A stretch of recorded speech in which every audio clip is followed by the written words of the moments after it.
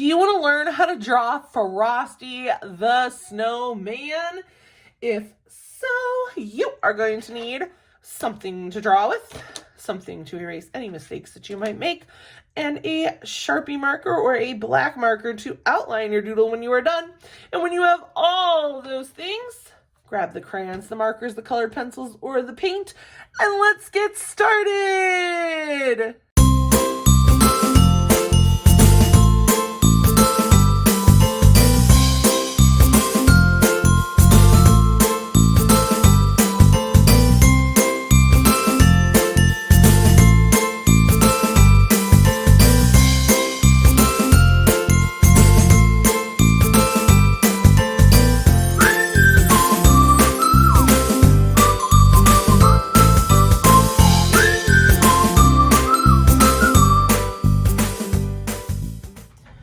Alright guys, let's go ahead and doodle Frosty the Snowman. So we are going to start by drawing Frosty's head. So we're going to do a nice curved line. Just a nice big kind of rounded curve. You don't want to make it too rounded. We just kind of want it to be kind of like a cheek would be. And then we are going to come over here and kind of do the same thing, but we're going to stop halfway because he does have a pipe. His corn cob pipe. So go ahead and put a curved line across the top, and this is going to be the part of his hat that is going to be sitting on top of his head. And now we're going to come up and around with a curved line, and this comes down further because we want it to look like this is actually resting on his head, and we're going to follow this curve all the way around, and then we're going to kind of come to a point here, and we're going to curve down. And now we get to make the top of the top hat.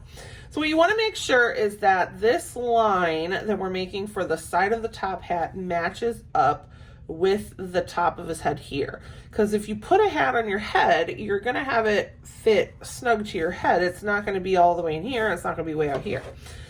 So draw the other line for the other side, and I'm bringing them out just a little bit at the end because it is a top hat, and I don't know, whenever I draw a top hat I always feel like they kind of flare out. All right, in the middle here of his hat we're going to do a little oval, and then whatever works for you, just go ahead and draw in some flower petals. He had that cute little, I think it was pink flower in his hat. And then I'm just going to add a couple lines in the middle of them there. I'm not going to do it to every petal, just every now and then, and it kind of will help fill in his flower. Right here in the middle, big oval for his nose, his button nose. And then underneath that, we're going to kind of create a V shape. And that V shape is going to be his mouth. So kind of a V, and then over here, kind of come up a little bit. And that part we can add a little curve to for his cheek. And we drew the mouth underneath the nose. We went right to the mouth because we want to be able to get the pipe in so we can finish his head. So right here at the very edge of his mouth, we're going to come out with two lines. And I'm not making them parallel. I'm kind of separating them a little bit wider at the end, a little skinnier towards the mouth. And then we're going to go ahead and draw a little cylinder here. Two lines, curve at the bottom, and an oval, flattened oval at the top. And you could try, if you have room, maybe draw that little bit on the inside for where the pipe would be open. It's a little hard to do with my big marker. Then inside the pipe, we'll just add a couple little bubbles. All right. And then we can finish this line right here from his head. We can curve that down. And now we've got our snowball shape for his head. Now I can come back up if I want and finish his eyes. His eyes are just going to be, well, actually, let me use this marker here. And we're going to make the little smile lines from underneath his eyes, from where his cheeks are. Then I can go in, and this is just going to be one nice big oval there. And same thing over here. Nice big oval, nice big oval.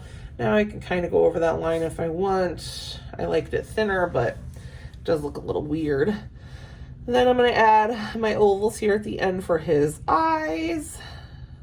pupil part. If you want to add little shine marks, you can. I don't know if he actually has little shine marks, but they give characters life, so I definitely like adding those little shine marks. All right, now we are going to go ahead and do a nice curved line coming out right underneath that line, and this is going to be his one arm. And then you can come down and give yourself a good amount of space, because he is a pretty, you know, big snowman. He kind of is going to have a good sized arm. So give him a nice chunky arm there. And then we're just going to kind of create just some finger shapes. So just some pointer finger, back finger, thumb, and just kind of have it, his hands just kind of out while he's walking. Then we're going to act like you're going from the end of this and you're going to kind of curve around. And where his middle or the bottom ball of his body would be, like the main part of him, go ahead and do that curve. And then we can kind of try to, you know, create the nice big ball shape here. So I can come back up here and just kind of draw in a nice big ball, leaving the bottom open. I want to leave that space open for legs, so I have nice room to kind of go in and draw those in. And this front leg is going to go kind of down at an angle like that. I'm leaving a small gap there. You can really just draw a straight line if you want. This leg is in front and this leg is behind. So this leg is going to be kind of our, you know, our primary. If you stand and put one leg in front of the other, you're not going to see the other leg connected to your body. This leg is going to take up the space. So you can leave a gap or not leave a gap. It really doesn't matter. So I did my diagonal line down, and then I did a small curved line right here, very small. And now I'm just going to kind of go around for his foot. There's no sharp edges. Remember, he's snow, so everything kind of needs to be rounded. And then this back leg, we're just going to do a curve. And then right here where I left it open, we'll kind of just do, not really an S curve, but kind of like a little hook there to come around. And then we'll come down at kind of an angle, and we're just going to kind of match that foot. So I'm going to flatten it because he is walking, and then kind of curve down. So now we got both of our feet. She's just walking along, singing his song, right? Now over here up at the top, I'm going to go ahead and do kind of like a half circle connected to his body. And we are going to draw in his hand here. So pretty easy. We're just going to kind of make like a number 3 kind of squiggle there. It kind of just looks like a really goofy 3. And that's just his hand all kind of crumpled up because he's holding his broom. So, turn my book. Now, this is probably where you'd want a ruler. It is up to you, but you can use the ruler to help make your line nice and even if you'd like, or you can just kind of eyeball it. It's entirely up to you. But right here by his thumb, we are going to need the broomstick handle that is going behind him. So I'm going to start with that rectangle, and then I just kind of use my marker, pencil, whatever I'm using. If you're using pencil, you can just draw the line and erase it. But I kind of use my marker, draw the line, kind of skip, and then I draw the line. And that's how I try to keep my stuff even. The bottom of his broomstick should be a little wider. It really doesn't look very even either. It's funny, because I thought I did do. It does, weird. All right, it doesn't look even to me, but it is even. And then to use your pencil or your marker and just kind of draw up and where it would fall. And this part would be behind his hat, so I'll just do a little curve into his hat. And that would be his stick that he's holding. So now we're going to do the bottom of the broom. So the bottom of the broom is just going to kind of curve out and down. I don't really know what kind of shape to call that. Kind of like a really funky U. And then right here, old brooms used to be kind of tied in the middle. So all those little pieces, there was some little kind of twine that kind of held the broom together. And then the bristle part all kind of fluffed up out of here. It's kind of straw. So we're going to go ahead and just kind of just draw some boxy shapes here for the broom. Okay. And then you can go back in and add in just a couple lines so it has that look of being, you know, pulled into that broomstick. All right. Now we get to do the fun part, which is coloring Frosty and Snowman. All right, so I am going to grab, I think I'm going to use my markers more than my crayons. I'll use some crayons for some, you know, light color, but I'm going to definitely use my marker. So I'm going to use my red marker here for his nose. Okay. And that's the Crayola Super Tip. I'm only using that and not these because for whatever reason my reds are very dried out over here. All right, now I'm going to take my brown marker and I am going to color these little dots. I want to go over that with a much lighter brown, so I'm going to use that just to help kind of give it a little darker brown look. And then I can actually use my Crayola twistable crayons to color in his little corncob pipe because I don't want it dark, but my Crayola markers are pretty dark.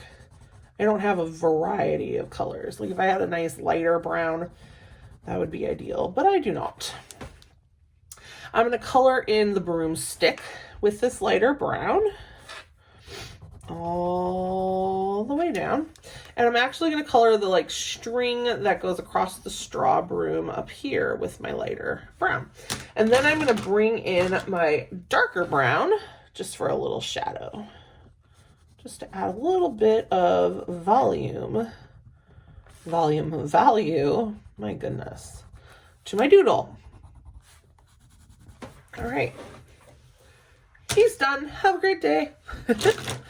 Just kidding. Okay, now I'm going to get this goldeny yellow. I'm trying to see if I have a different gold color. There's one, see how one's a little yellow and one's a little goldeny. So this is the right one.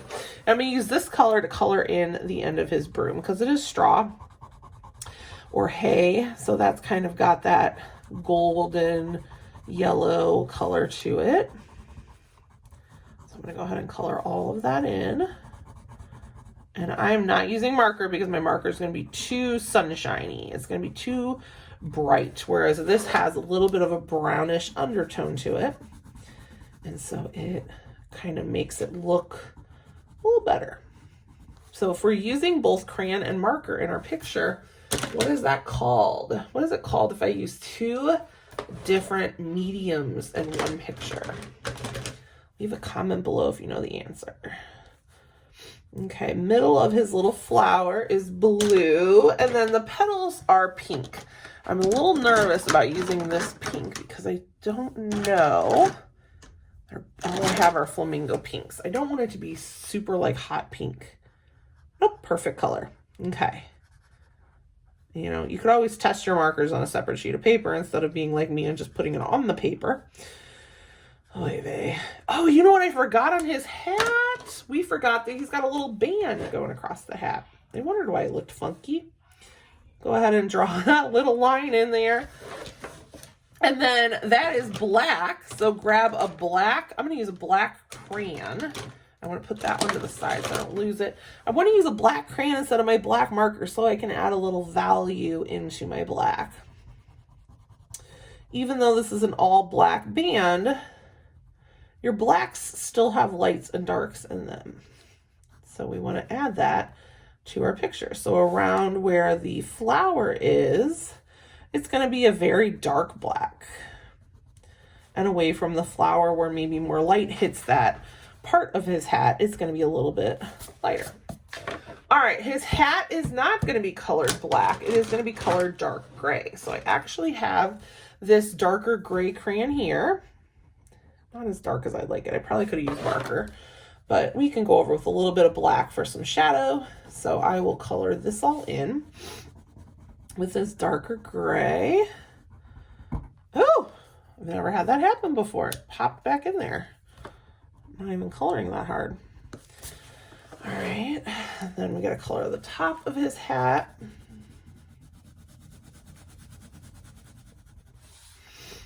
Down. Love Frosty the Snow. You know what I really missed this year? Oh my gosh, it did it again. I don't think I've ever had it happen. Must be getting short or something. It's like as I push, it's going back into the thing and I'm not pushing very hard. I really miss the kids' programs this year. I think all the moms and dads maybe can relate. Maybe they were frustrating for some. I guess it depends on how many kids you have. I have one, and he is in second grade. You can probably hear him screaming in the background. And I don't know. I guess my favorite thing as a teacher was just watching the kids perform at Christmas time. There's just something so fun and innocent about just watching them just so happy as they sing, and they work so hard in music class to prepare. And I'm an art teacher, so being in the department that music works in, as we're all those related arts teachers, watching the kids be so excited, and they come and they try to sing, or they tell me about, what they're doing in class. It was always so much fun. Even hearing them practice, or at some of my buildings, I am right next to the music room, and hearing the music play, maybe while they're in my class, and then they just kind of get all really quiet and try to hear what song it is, and then they start singing in my room. I just miss it. I miss it. But I really miss the fact that I can't see my son perform this year. Like, that would have been fun. There's always next year, right? All right, guys. Look at Frosty. And you can do so many more things. You can always add stuff around him. You could add other characters from Frosty, like maybe the little girl that he hangs out with. Either way, there is our Frosty, and I hope you have a great day. Please don't forget to like, subscribe, and share this video, and I will see you again next time. Goodbye!